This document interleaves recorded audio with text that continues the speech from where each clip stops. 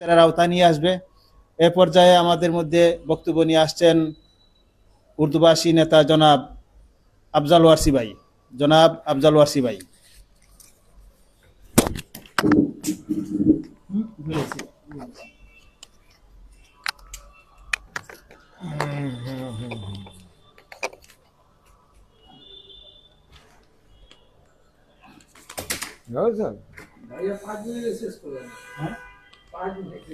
अरे भाई হ্যাঁ ना आपने तो সব চলে দিয়েছে আমার বড় কথা বলকেন नमदो सल्लु अला रसूल करीम बिस्मिल्लाहिर रहमानिर रहीम। লাইনিংটা খুব ভালো ছিল।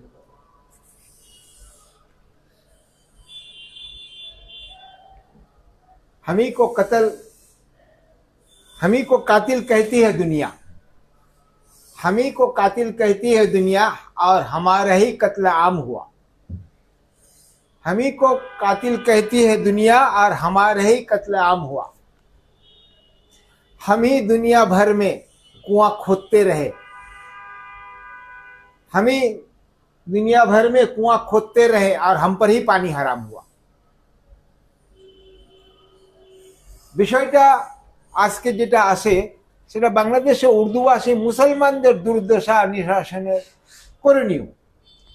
পেন ইসলামিক মুভমেন্ট এই উদ্যোগটা গত 4-5 সপ্তাহ দিয়ে এই অনুষ্ঠানটি চালাচ্ছেন। আল্লাহ ওনাকে তৌফিক দিক যে উনি একটা 4-5 সপ্তাহ বা আরো বেশি উনি চালাতে পারবেন।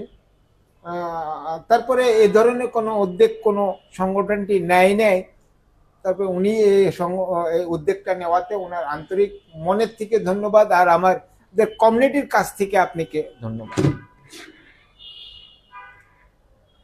কাজে আমার পূর্বের ভাই বলছেন যে হাদির হত্যা কিভাবে কি হলো, শুধু তা নয়, এটা আপনি যদি দেখবেন তো ধারাবাহিক আপনাকে অনেক হাদি এর মতন হাদি মারা গেছে, কাটা গেছে। মানে আপনি যখনই ভারতের বিপক্ষে কোনো অবস্থান নেবেন না, মুসলমানদের পক্ষে নেবেন, তখনই কিন্তু টার্গেট। তো এই ধরনের ক্লিন টার্গেটে অনেক ব্যক্তিই আছে, আমরা যে নাই এটা বলা যাবে না। কারণ আপনি পূর্ব থেকে দেখেন যে মুসলমানদের জন্য একটি দেশ বানানোর জন্য নওয়াব স্যার সলিমুল্লাহ উদ্যোগ নিলেন, মুসলিম লীগ গঠন করলেন, তাকে ষড়যন্ত্রমূলক হত্যা করে দেওয়া হলো। আমাদের এটা অনেক ক্ষতি হয়েছে। ওনার মতন মানুষ যদি হত্যার শিকার হয়ে যান তাহলে আমাদেরকে মানে আর কি বলা হয়, আমাদের অনেক ক্ষতি হয়ে গেছে, নাহলে আজকে মুসলিম লীগের এই দুর্দশা হতো না। তারপরে দেখেন হুসেন শেখ সরওয়ার্দী কিংবা আরো নেতারা মিলা যে জিম্মেদারি আইন এখানকার শেষ করলেন, জিম্মেদারি আইন শেষ করলেন, তারাও কিন্তু ভারতের টার্গেটেই ছিল। দেখেন মুসলিম লীগকে নিশ্চিহ্ন করে দেওয়া, আওয়ামী মুসলিম লীগকে নিশ্চিহ্ন করে দেওয়া হলো এবং সেক্রেটারি আর চেয়ারম্যান থেকে সরিয়ে দেওয়া হলো। মৌলানা ভাসানীও কিন্তু উদ্যোগ নিয়েছিলেন কি যে বাংলা আমাদেরকে স্বাধীন করে দেওয়া হয়েছে, এটুক বাংলা আমরা তো চাই না, এটা নিয়ে আমরা সন্তুষ্ট না। পরে কি করছে, ন্যাশনাল আওয়ামী পার্টিও কিন্তু পথের থেকে সরে গেছে। ঠিক এভাবে যে কোনো ব্যক্তি যদি ভারতের বিপক্ষে অবস্থান নিবে তার জন্য ক্লিন হয়ে যাবে। তো আমরাও ভারতের সাথে সুতরাং করতে চাই না, আমরা ন্যায্য অধিকারের প্রতি কথা বলি। আপনি ন্যায্য অধিকার যদি না বলেন বা আমার মাথার উপরে টুপি রেখে আপনি খাবেন, তো আমরা কি মেনে নিব? কাজে এর আগেবারে আমি মিটিংয়ে বলছিলাম যে 1 কোটি শরণার্থী বাঙালিকে বলা হয় যে তারা পাকিস্তানের আক্রমণের কারণে পালিয়ে ভারতের আশ্রয় নিছে। কে গিনলো ভাই? 1 কোটি শরণার্থীকে কে গিনছে? কে তালিকা করছিল? আমরা বিভিন্ন জায়গা বিভিন্ন সভা সমাবেশে শুনি যে 90,000 শরণার্থী এখান থেকে গেছিল। 1 লাখই নেই, 1 লাখে যায় নাই। 90,000 শরণার্থীকে দেখিয়ে আপনি 1 কোটি বানাই দিলেন, মানে 1 লাখকে 1 কোটি বানাই দিলেন। কেন বানালেন? এটাতে কি লাভ ছিল? সাধারণ মানুষ তো এটা বুঝবে না, সাধারণ মানুষের বুঝারও কায়দায় নেই। কারণ আপনি 1 কোটি স্বর্ণের থেকে বইলা 1 লক্ষ গিয়া আর 1 কোটি বানায় দিলেন, সারা বিশ্বের থেকে যে চাঁদা আর রিলিফ তুললেন, কার লাভ হইল? আমাকে দেখিয়ে আপনি খাইলেন না, আমাকে দেখে খাইলেন না, সব রিলিফ। শেখ মুজিবুর রহমান তো এমনি আর বলে নাই, শেখ মুজিবুর রহমান তো আর এমনি বলে নাই যে সবাই পাইছে তেলের খনি, আমি পাইলাম তেলের খনি, চোরের খনি।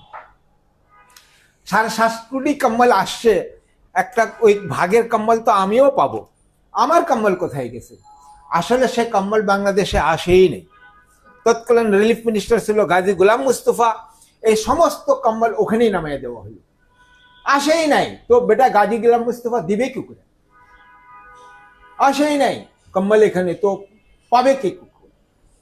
কাজে আপনি দেখেন, দেশ স্বাধীন আগ পর্যন্ত, এই দেশ পাকিস্তান ভাঙার আগ পর্যন্ত ভারতের অবস্থা, অর্থনৈতিক অবস্থা ভালো ছিল না। বিশেষ করে এখান থেকে লুটপাট করে নিয়ে বিশ্বের বিভিন্ন দেশের থেকে রিলিফ লুটপাট করে তাদের সমস্যার সমাধান হয়েছে। তাদের আমরা অনেক বুড়ো মুরব্বীর কাছে শুনি না যে তারা ভাতে ফেন খাইতে বসেছিল, যে আমরা ভাত কোন সময় ইয়া করব। তো এই অবস্থানে ভারত তা পায়ে দাঁড়ালো, আর আমাদেরকে বলে যে আমরা যদি খাওয়া না দিব তো এ দেশ আর খেতে পারবে না, মরে যাবে, চলতে পারবে না। কিন্তু তা নয়, আজ ভারতের অবস্থান কি হচ্ছে? তাদের হোটেল বন্ধ হয়ে যেতেছে, তাদের পেঁয়াজ 2 টাকা কেজি ওখানে বিকাইতেছে। তো আপনি যদি, আমি পার্শ্ববর্তী থাকলে, আপনি আমার সাথে সম্পর্ক না রাখলে, আপনি সবসময় আমাকে তিলে তিলে খাওয়ার জন্য যদি ব্যবস্থা করেন, তাহলে তো এটাই হবে। আপনি শুধু বড় হওয়া মানে, আমি যে বড় আছে, বড় রাষ্ট্র নায়ক আছি, আমাকে সবাইকে ধর্ণা দিয়া, আমাকে সবাইকে সালাম দিয়া, ট্যাক্স দিয়া, হিন্দুদের জিম্মেদারির মতন যদি আক্রমণ আর চিন্তাধারা রাখবেন, তাহলে তো এই কথাই হবে। আপনি মনে করেন যে আমার পার্শ্ববর্তী দেশ আমার সমান সমান, তারা এক রাষ্ট্রের লোক, আমরা এক রাষ্ট্রের লোক, আপনি হোক না বড় ছোট, কোনো কিছু নেই। কিন্তু সে আক্রমণ, সে চিন্তা যদি আপনি না রাখবেন, তাহলে তো এখানে দণ্ড হবেই। এবং ভারতের মিডিয়াকেই দেখতেছি আমি, ভারতের মিডিয়াকেও দেখতেছি, যে ভারতের মিডিয়াই বলতেছে যে আমাদেরকে বাংলাদেশের সাথে লাগার কি দরকার ছিল, বাড়তি বাড়তি কথা বলে দিয়ে ঝগড়া খরিদ করে নিয়ে চলে আসছে। এতে তো আমাদের লস হয়েছে। বাংলাদেশ তো তেমন একটা করেনি, যে তো আমাদের মিডিয়া করতেছে, গদি মিডিয়া, এই নানান রকমের ভারতের বিরুদ্ধে নিউজ দেখাইয়া দিয়া দণ্ড লাগাই দিতেছে। তো যাই হোক, আমরা তো এইগুলা বিষয় বলছি, আর বিশেষ করে হাদিকে আল্লাহ পাক জান্নাত নসিব করুক, জান্নাতে ফিরদৌস তাকে দিক। যে উদ্যোগে তিনি জান গেছে, এই সমস্ত উদ্যোগে বা এ সময় এই মিজাজের লোক কিন্তু খুব কম হয়। সে জানতো যে আমি মারা যাব, এটা সে জানতো। তাকে বিভিন্ন রকমের হুমকি পায়াও সে পথ থেকে সরে নেই। পথ থেকে যখন সরে নাই, তাহলে তো নিশ্চয়ই সে শহীদ বলতেই হয়, যে সে শহীদ হয়েই মরছে। কিন্তু আর যেহেতু কাল 25 ডিসেম্বর বড়দিন, এবং সরকারি হলিডেও আছে, ছুটির দিনও আছে, তো আমাদের জিন্নার জন্যে জন্মবার্ষিকীর উপরে কিছু বক্তব্য রাখার প্রয়োজনীয়তাও আছে। হয়তো নেক্সট সপ্তাহ করব, আর সময় পেলে আজকেই করব। কায়েদে আজম মোহাম্মদ আলী জিন্না যদি পাকিস্তানটা নাই বানাইতেন, কায়েদে আজম মোহাম্মদ আলী জিন্না পাকিস্তান যদি নাই বানাইতেন, তাহলে আমরা কি বাংলাদেশ বানাইতে পারতাম? কখনো না। কাজে দেখেন, পাকিস্তানটি সৃষ্টি হওয়ার পরে ভারতের কোনো 1 ইঞ্চি জায়গা বা কোনো একটি অংশ কি ভারত থেকে বাইর হতে পারছে? বাইর হতে পারেনি। তারপরেও মনে করেন যে পাকিস্তান যে জিন্না বানিয়ে দিছিল, আজকে আমরা বাঙালি বা বাংলাদেশি যা এই ভিডিতে বসবাস করি, এটা কায়েদে আজম মোহাম্মদ আলী জিন্না 2 নেশন 3 মুসলিম জাতীয়তাবাদের স্বার্থে এই জমিনটা নিয়ে আসছিল। এই ভৌগোলিক যে আছে, জিন্না আনা ভৌগোলিক, বাঙালি জাতীয়তাবাদের ভৌগোলিক না, যেভাবেই হোক, কিন্তু জিন্নাই এনে দিছে। জিন্নাকে যদি আমরা ছাইরা যদি আমরা কথা বলি, তাহলে হবে না। তবে এর ভিতরে নওয়াব সলিমুল্লাহরও অবদান আছে। কাজে নওয়াব সলিমুল্লাহ 1906-তে মুসলিম জাতীয়তাবাদ গঠন করছিলেন, দল গঠন করছিলেন, যার অশিলা পরে জিন্না আয়সা এই হালটা ধরার পরে অল্প সময় মাত্র 40 সনে লাহোর রেজুলেশন দিল এদেশের লোকগুলা নেতা, তার বিনিময়তে আমরা মাত্র 7 বছরের মাথায় একটা দেশ পেয়ে গেল। অত কম সময়ে কিন্তু দেশ হয় না। তারপরে মাত্র 7 বছর ভিতরে কায়েদ আজম মোহাম্মদ আলীরা একটা দেশ দিল পাকিস্তান। দেখেন দেশটি পাকিস্তান হওয়ার পরে আমাদের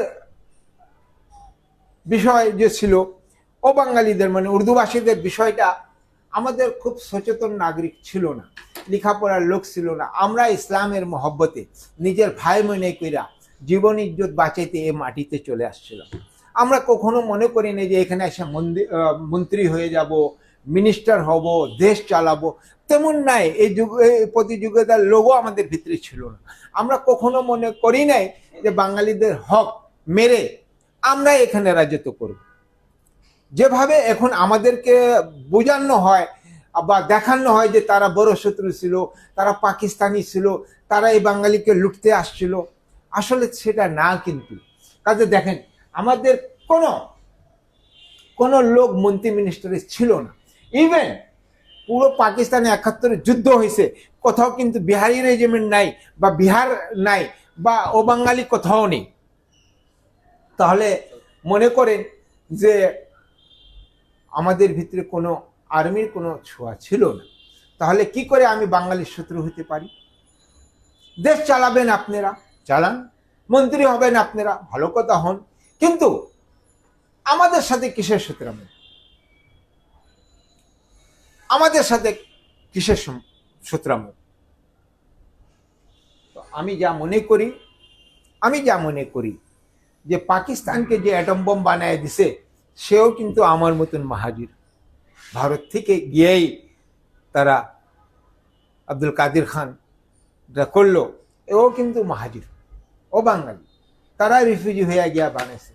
এবং ভারতে যে অ্যাটম বোম বানায় দিছে সেও কিন্তু মুসলমান, আমার মতন মাহাজির। সে যদি এই দেশে চলে আসতো মাহাজির হয়ে যেত, ওখানে থেকে গেছে গা বিদায় হিন্দুস্তানি, কিন্তু সেও কিন্তু মুসলমান। তো আমাদের মাথার ভিতরে এ ধরনের লোক ছিল না? ছিল। যদি আমরাও এখানে শান্তি শৃঙ্খলাভাবে থাকতে পারতাম তাহলে নিশ্চয়ই আমি এই দেশকে অ্যাটম বোম দিতাম বানায়। কিন্তু আমাকে ভাই মনে করে আয়সা কষায় হাতে পড়ে গেছি, আমাকে হত্যা করে দেওয়া হইলো, আমাকে কাজে লাগানো হয় না। যদি এই দেশে লোক আমাকে নাই রাখতো বা না রাখতে চাইলে আমাকে তখনই তৈয়ার করে দিত যে আপনি বিহারে চলে যান। তাহলে আমরা দেখতাম যে বিহার আমাদেরকে দেয় কি না দেয়, বা ভারত আমাকে রাখতে পারবে কি পারবে না।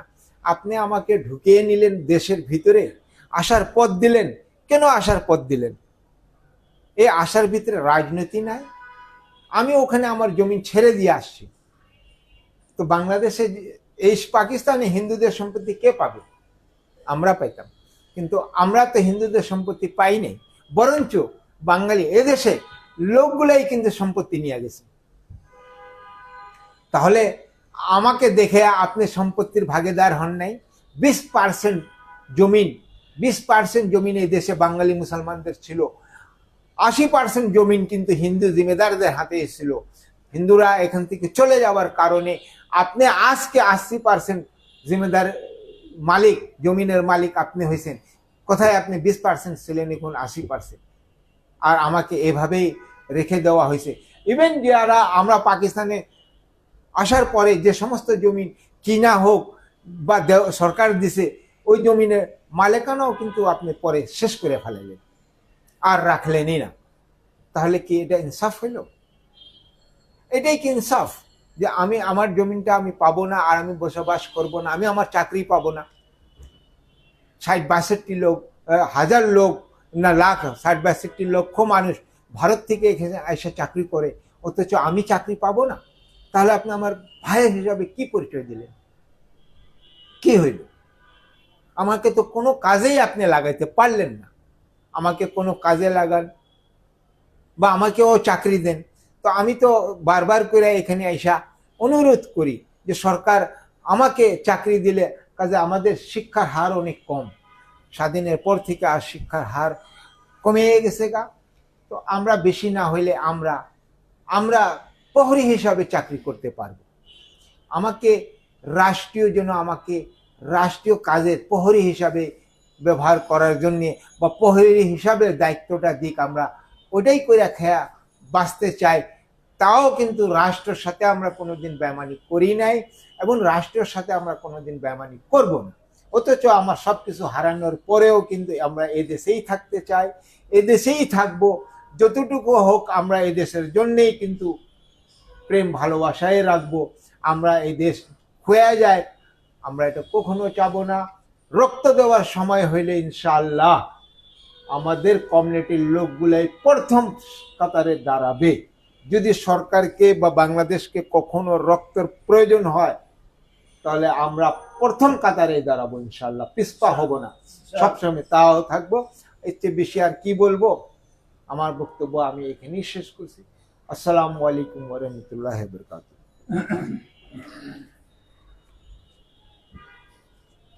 আজকে তো নাই।